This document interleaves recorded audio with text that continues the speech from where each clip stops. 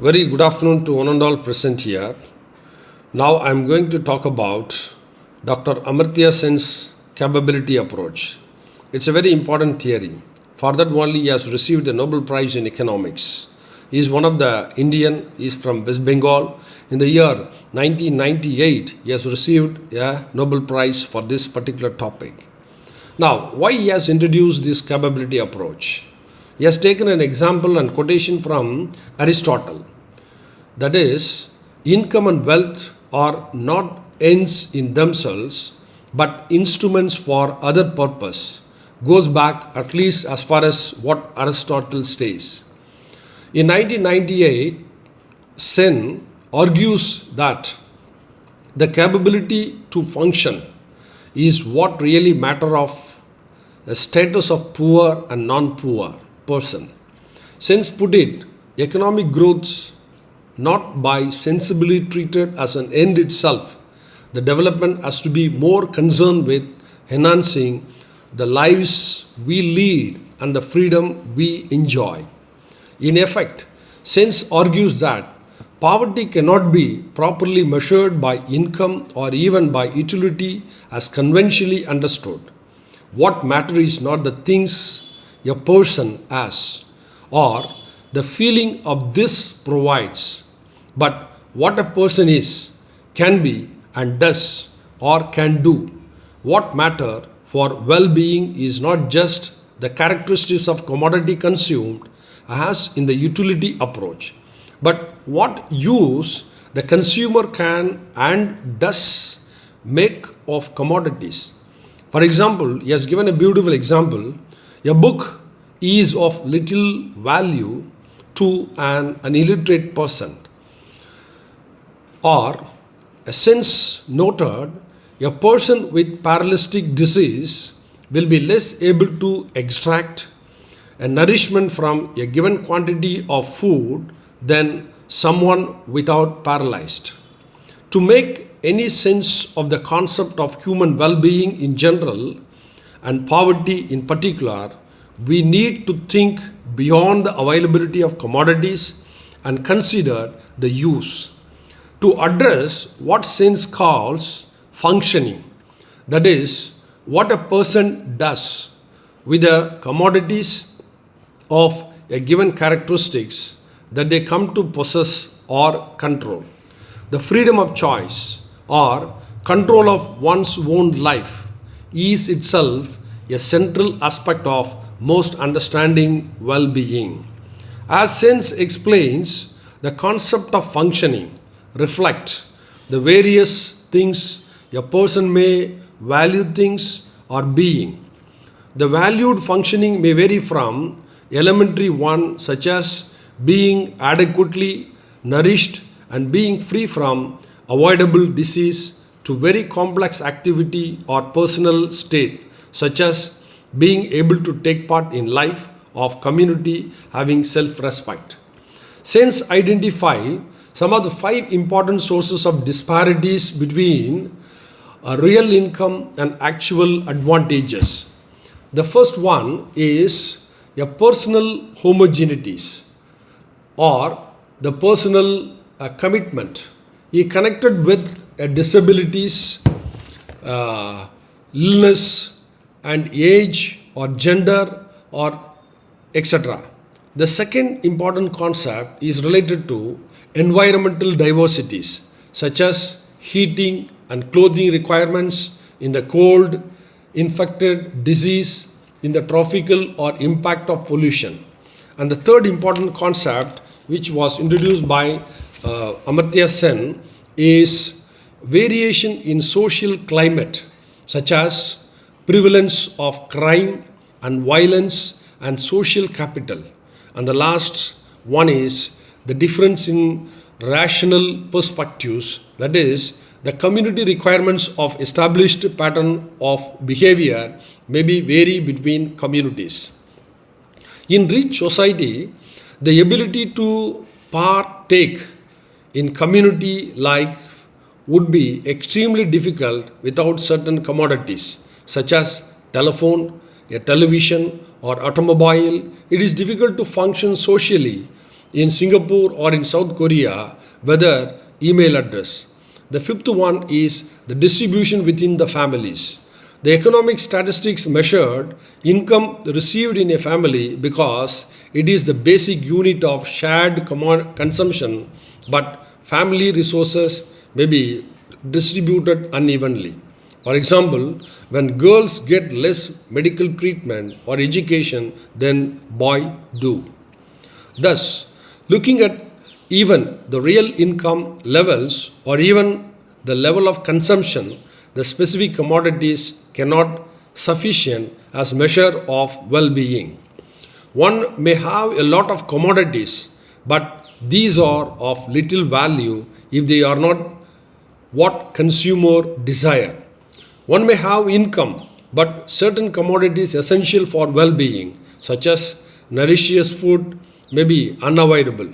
Even when providing a equal number of calories, the available stable food in one country will differ a nutritional content from a stable food in other countries. So these are some of the points which was explained by Amartya Sen. Now I will move on to what is the capabilities. Sen then defined capabilities as the freedom that a person has in terms of choice of functioning, given his personal future, that is, conversion of characteristics into functioning, and his command over commodities. Sen's perspective helps to explain why development economists have placed so much emphasis on health and education, and more recently on social inclusion and empowerment, and have referred to countries with high level of income but poor health and education standard as a case of growth without development. The real income is essential, but that cases surely requires health and education as well as income. The role of health and education ranges from something so basic as the nutritional advantages and greater personal energy that are possible when one lives free from parasites to the expanded abilities to applicable a richness of human life that comes with a broad and deep education. For sense, human being means or a well-being means a being well in the basic sense of being healthy, well nourished, or highly literate, and more broadly, having freedom of choice in what one can become and can do. Sense views has become extremely popular among the developed or developmental economists and social science methodologists. Sometimes the students prefer still other priorities, arguing that the fulfillment is more about the quantities of social relationship or following religious value than about capabilities. But however, the matter is framed, it is clear that income and or consumption are purely a subjective pleasure or desire fulfillment cannot define well-being in any adequate sense. Amartya Sen analyzes is a part of what as given in the United Nations Human Development Index, which account of health and education as well as income. It is a wider respect, and we can see in the following chapters, or we can discuss in the following chapters. Next, Amartya Sen, he wanted to talk about the development and happiness.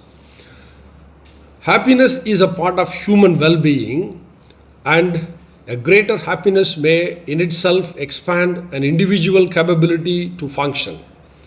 According to Sen argued, utility is a sense of happiness, may well be included in the list of economists have explored an empirical relationship across countries and over time between a subjectively reported satisfaction and happiness and factors such as income.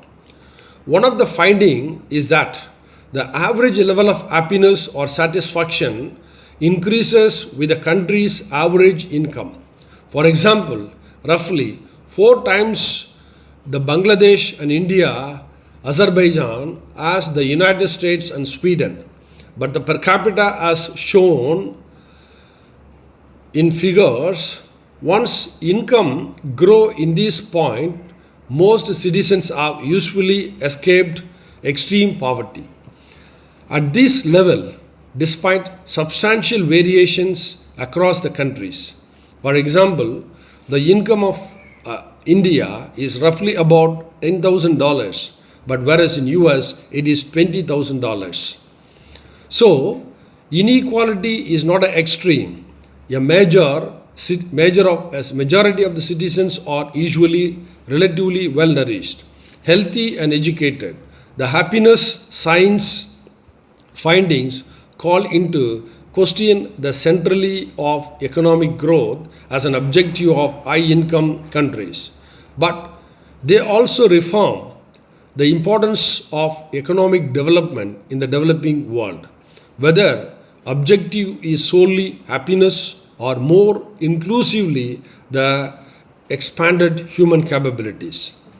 So according to Sen, happiness lessons from new science, Richard identify the 7 factors that the survey shows affect the average national happiness.